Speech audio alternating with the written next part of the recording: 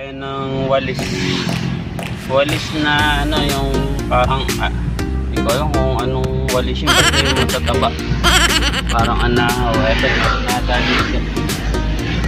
Yun, natanaw ko na.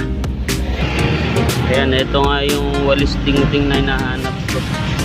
Dalawang klase kasi yan. Saka ito isa. Mahaba. Ano bang walis to? Kaong.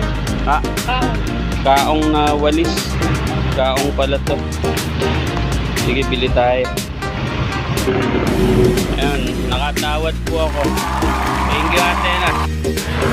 Ayan, dito na po ako sa bilihan ng pintura naman. Bibili ko ng Pilox kulay black. Saka bibili ako ng varnish na clear. Ayan, nakabili na ako ng pintura. 160 ah. 160. Salamat eh. Tara. Let's go. Nakapamili na po ako ng gamit. Dahil nga po hindi po ako busy ngayon sa pagtitinda ho namin sa dito sa kainan po namin sa Marilao. Tuturuan ko na lang po kayo gumawa ng pendant light or wall lamp. Gamit lang po ang walis tingting at alambre. Siyempre po, pinturahan po natin para mas maganda.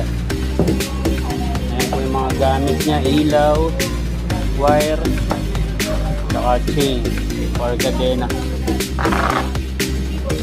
Tara po, turuan ko po kayo.